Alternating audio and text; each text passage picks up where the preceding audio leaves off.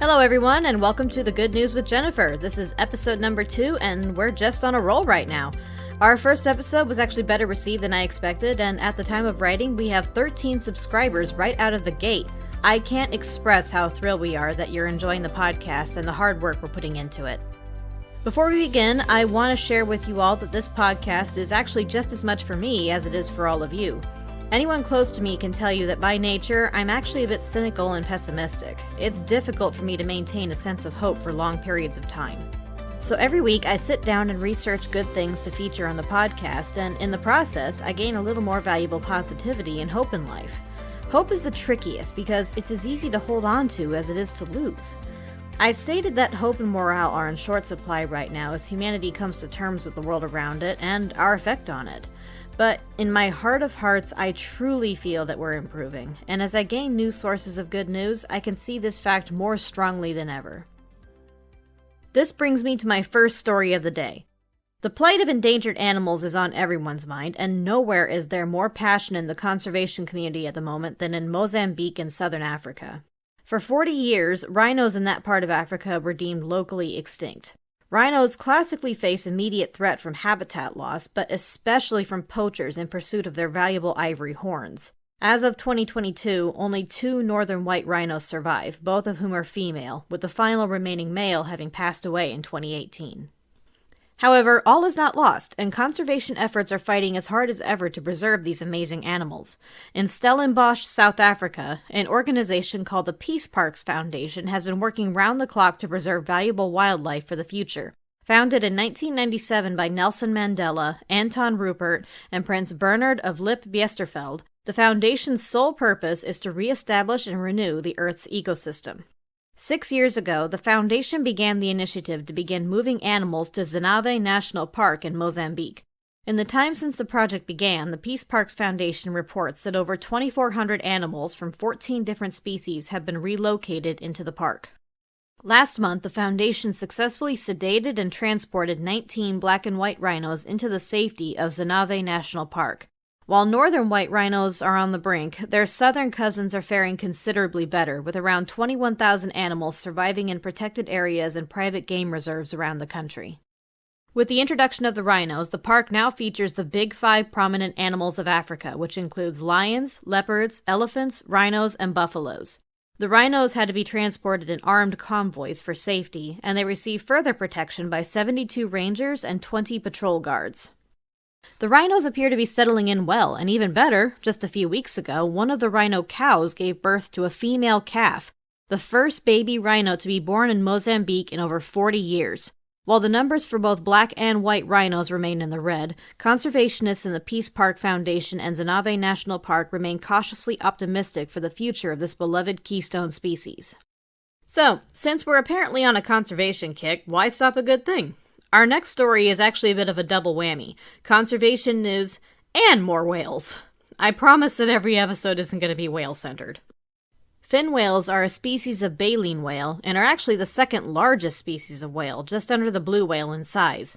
Nearly hunted to extinction alongside humpbacks and blue whales, they were narrowly saved in the 1970s when whaling finally began to cease. It wasn't long until commercial whaling was officially banned by the International Whaling Commissions in 1982. By this point, over 700,000 fin whales had been killed. By 2021, it was estimated that around 100,000 fin whales remained in the oceans. Naturally, it's nearly impossible to tell for sure how many are left, which is why constant research is absolutely critical in their conservation. Our story takes us to Elephant Island, located far to the southeast of South America, close to the Antarctic. Researchers from the University of Hamburg traveled to the island to track the whales with aerial surveys and record their movements. They didn't expect to see much, since fin whales have hardly been seen in the southern oceans in decades, and they certainly didn't expect to witness 150 fin whales noshing on krill off the coast of the island. Astounded at the sheer number of massive beasts, the researchers published their findings in the journal Scientific Reports, which were officially released this month. Research on different whale species throughout the years has suggested that information on prime feeding spots is passed down through the generations, from mothers to calves. However, as whaling became more severe, pods became increasingly disconnected and disorganized. The study states the possibility that generations of fin whales lost the information on how to locate those feeding grounds as a result of the disconnect, and they've finally begun to remember how to find them again. The large number of feeding fin whales is most definitely a good sign for researchers and conservationists alike.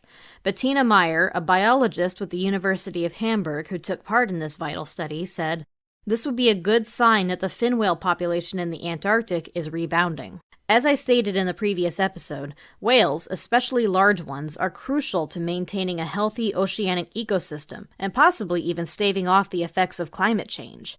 More whales means more nutrients being recycled into the water, encouraging the growth of algae and the subsequent absorption of CO2 from the atmosphere. So again, I stress that as the number of whales begins to grow once again, it becomes as imperative as ever to protect them, both for their sakes and ours.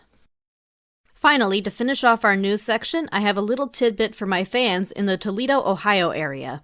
I'm excited to announce that the fabulous Toledo Zoo welcomed its newest resident back in May, a fluffy baby bactrial camel christened Zara. Bactrial camels are critically endangered and struggle to successfully breed in captivity, so Zara is a welcome addition to the fight to save her species. She's the first baby for her mother Sasha, who suffered from nursing complications, forcing Zara to be bottle-fed and receive blood and plasma transfusions. As of July, her bottle feedings have been open for public viewing. As this eye-catching, double-humped camel grapples for survival in the wild, it's vital that the public be as educated as possible to their plight. Zara is actually the first bactrial camel to be born in captivity in recent history. Only about 1,000 of these camels are believed to remain in the wild, making captive breeding programs all the more necessary in the fight to save the species from extinction. Thank you, Kathy Dowd, for bringing this adorable story to my attention. So now we move on to the trivia section. Did you know that petting your cat or dog can drastically improve your physical and mental health?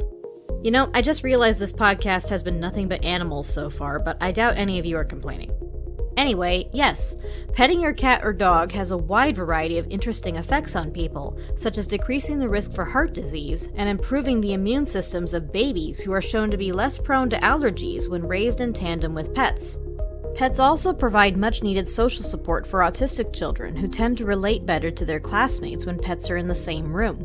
Animals allow children to view each other more positively and cooperate on a friendlier level.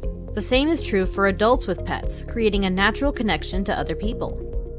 Finally, pets are amazing stress soothers. We're generally a species whose most endearing trait is our desire to pet things, and this manifests in how much we enjoy loving and stroking our pets.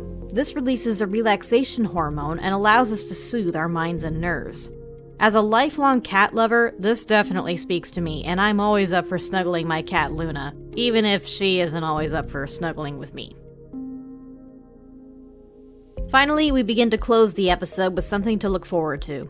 This one is more local, located in Toledo, Ohio. A food pantry overseen by Lutheran Social Services on Collingwood Boulevard is preparing for a big food drive event on August 26th from 9 to 11 a.m. As we've seen, food prices have gone through the roof, and many families struggle to find enough food to feed themselves and their loved ones. Food pantries supply critical help and moral support during trying times, providing food to community members who need it. But the food prices also affect the pantry's abilities to stock supplies. In order to continue to provide generous service to their visitors, Lutheran is hosting their Stock the Shelves event, encouraging anyone who is able to donate. They're asking for perishable and non-perishable items, but are focusing on proteins such as cheese, butter, eggs, and meat, either fresh or canned. Monetary donations are also gladly accepted, and all such gifts will go toward keeping the pantry well-stocked and ready to provide. They're also always in need of volunteers, both for the food drive and for general upkeep around the pantry, including stocking the shelves and assisting visitors with their shopping a couple of times a week. If you're interested in volunteering, you can reach the pantry coordinator Debbie Lisk at 419-243-9178. Again, that's Debbie Lisk at 419-243-9178. And that wraps up our second episode of The Good News with Jennifer. Again, I can't stress enough what a shock it was to have as many people view the show as they did, and to have this kind of support means the world to us. We're still sticking to our publishing schedule of around every other Wednesday or so. This gives us plenty of time to research new goings-on in the world, as well as receive any story suggestions from our listeners.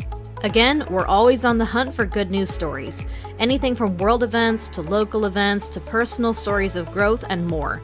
Thanks again to Toledo resident Kathy Dowd for suggesting the story of Zara the baby camel. If you have an idea for a story you'd like to see, or if you have a personal story you'd like to share, you can email me at thegoodnewswithjennifer@gmail.com. That concludes today's episode, and remember, there's always a reason to be hopeful.